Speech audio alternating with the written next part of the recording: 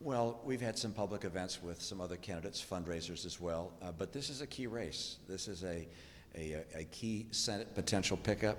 I do think that a Republican majority in the Senate goes through Iowa, and Joni asked, and so I go where I'm asked in some cases, and this is one where it's frankly fun to be back in Iowa and see old friends here. We have a lot of old friends in Iowa, and this part of the state was particularly supportive of me in my primary campaigns, and have warm feelings for not just the river, but the people.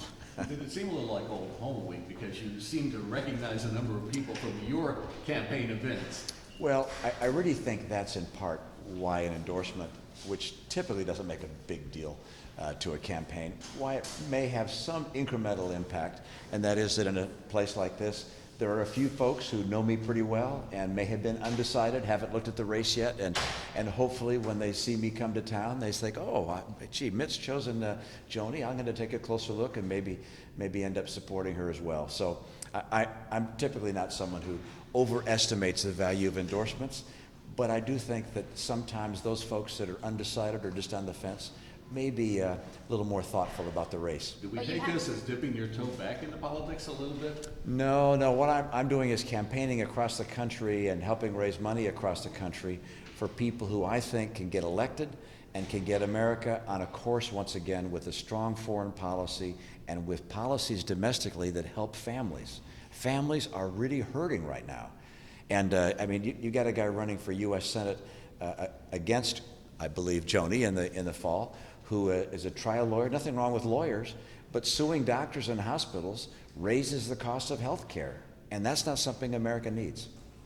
You've had a pretty good track record so far of the candidates that you have endorsed across the country. Yeah. That's going to continue on Tuesday? I wish I could take credit for that. The candidates take credit for that, and I'm sure we'll have some successes and some that are not successful, but I think here in Iowa, we're pretty likely to see a very strong turnout for Joni, and I think she's going to win.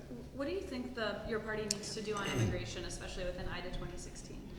Well, I would very much like to see an immigration bill come through the House, see a conference committee with the Senate, and see legislation finally approved. I'd like it to be done before the elections in 2014, but I think that time is running out for that to happen.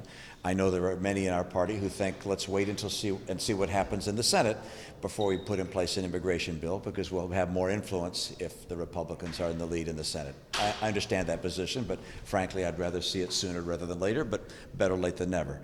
I do believe it's important for us before the presidential contest in 2016 to finally have immigration reform in place.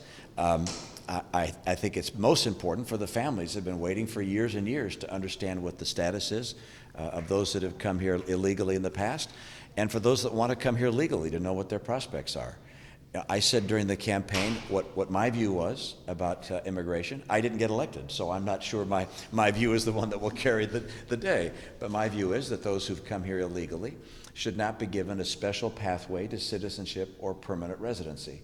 I did say I think that those who've come here illegally should have a transition period during which they would be able to organize their affairs, and the length of that period is something that would be open to discussion.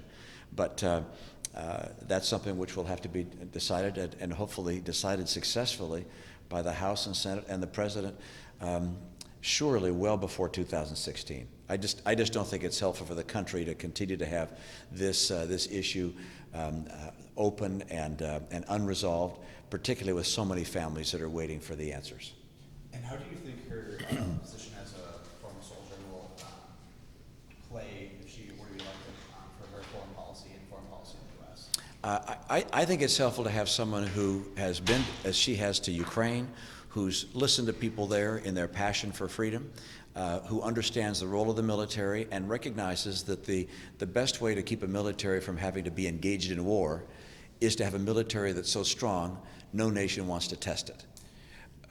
I think there has to be an extraordinarily higher hurdle before you put American troops in a battlefield. And I think Joni understands the real cost in human terms of what it means to send troops into battle. At the same time, she understands the importance of American leadership. And what we've seen over the last 5 years is a foreign policy which has been short on leadership.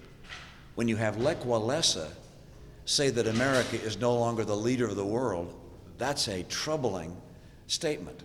When you have the president feel that he has to go to West Point and say, I'm not weak, and America's not weak. In effect, that's what he was saying. That is something I don't know that I've ever heard in American history.